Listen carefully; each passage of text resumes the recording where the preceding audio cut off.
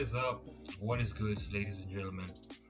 I'm Righty Dragon here, bringing you my review of One Piece chapter 1004, 1004, called Kibi Dango.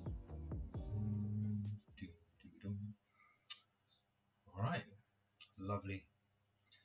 So, without further ado, let's just jump right into it, alright? The title of the chapter is called Kibi Dango, and in the cover art shows Chopper with a squirrel and a monkey eating little rumble ball candies, right? So let's go on to the chapter. The chapter begins with Speed, the horse mile user headliner, giving small Kibi Dangos to all the various gifters and other people of Kaido's crew that were injured, claiming that they are to help you recover and everything. But the reason why she's in Udon is because she was talking to the young lady there, young Tama, and where Tama wanted to go to Onigashima so that she can help. So they boarded Speed or Speed's ship, and they're on the way to Onigashima to help out with the effort to help out the samurai, defeat Kaido and Orochi and all the minions. And while they're on the ship, this is something that everybody knew was going to happen. Tama was going to make loads and loads of little Kibi Dango balls from her ability so that they can give it to the smile users. And we all know the effect of the Kibi Dango. It affects just animals or people with animal-like devil fruits. So if you have a Zoan devil fruit, pretty much you have no chance against her if she's able to feed the Kibi Dango to you, someone. Afterwards, we move on. The little Tama has this big speech of how she's sick and tired of being under the thumb of Orochi and Kaido, and how she's tired of being sick and that she just wants a bowl of rice, which is pretty heartfelt, And then moving on, as soon as they get to Onigashima, Speed was giving away all the Kibi Dango, and she wasn't alone. She had Gazelle Man, a gifter, with the Gazelle devil fruit, Smile devil fruit, giving it to the various gifters in Kaido's crew. Not just that, not just him. Daifugo, the Scorpion Smile devil fruit user, who was the former vice warden of Udon, is out there giving the various criminals, the various members of Kaido's crew, the Kibi Dango, while he's still being chased by the samurai because they still remember how bad he was. That was a little fun moment there. And then we move on from there to the dome interior right brain tower, and there we have Frankie fighting against Sasaki. And this really surprised me because Frankie is doing very well. He's holding his own against Sasaki. The back and forth, it's pretty intense. The only thing I'm worried about is that Sasaki is in his Triceratops form, and we all know that's basically one of the weakest forms of a Zoan. So Sasaki hasn't yet gotten super serious yet.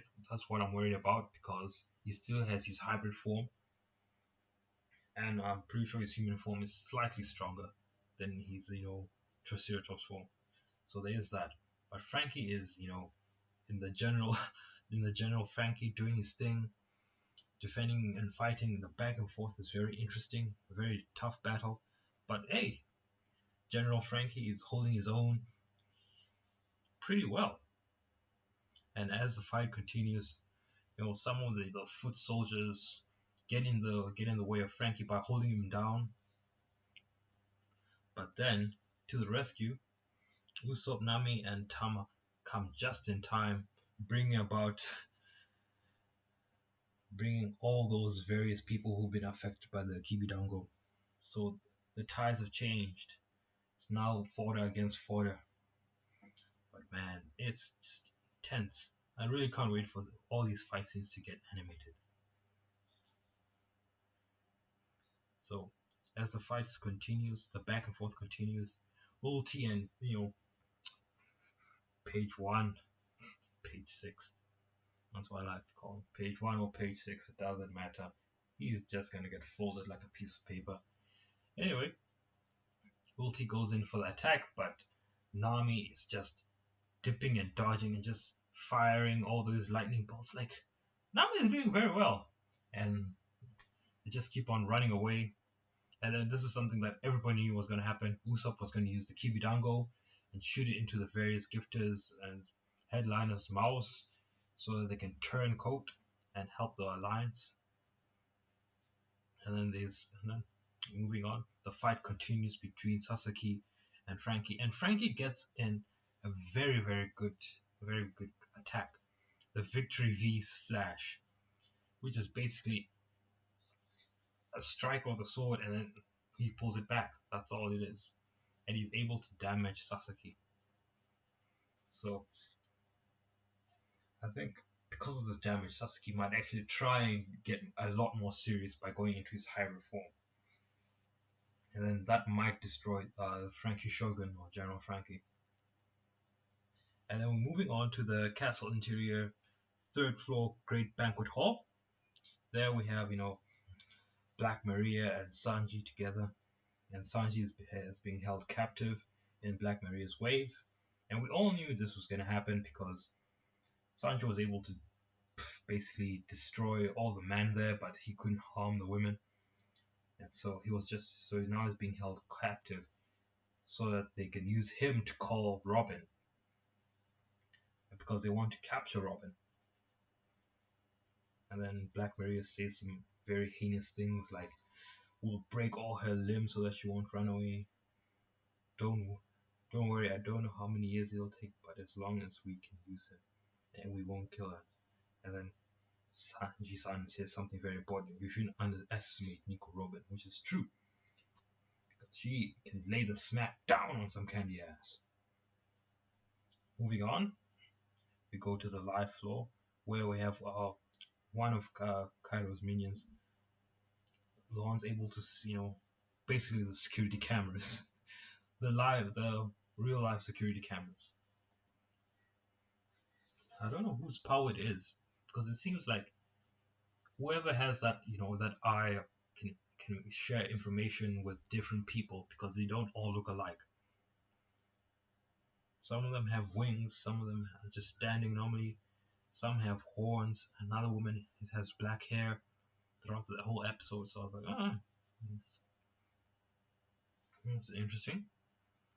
And then the woman, one of the women with the eye thing, was able to locate the red scabbards because it seemed they had escaped the rooftop. One interesting thing that they mentioned is that there's 10 people there. And we all know that it's 9 scabbards, so who's number 10? We continue. So they're inside the Citadel treasure room on the 2nd floor. And then, this information is relayed to King, but King has his hands full dealing with the goat, Marco the Phoenix. So he tells someone to go immediately to the treasure room and eliminate the samurai. Black Maria responds saying that, no, I'll handle it. It's no problem. And then we go on to the last page, where we have the 9 scabbards looking all beaten and bloodied. All of them just look washed. And then the last panel indicates that there's somebody else there. But who is that gentleman? Who is the silhouette there? That's what all the theories are going to be about. Who is that person in that location? But it's really hard to think about. Some say it's Law, and then you see the design, because the only person I could think of at the spur of the moment was perhaps Enel, but why would Enel come down from heaven above to assist these mere mortals? So that's a very big question that will be solved in the next chapter, or next few chapters, depending on how Oda feels like. So, without taking too much of your time, I have another review to do, because, hey, I've been kind of backlogged here, so hopefully you guys understand, and I'll see you in the very next video, alright? Stay safe, and God bless. Have a lovely day.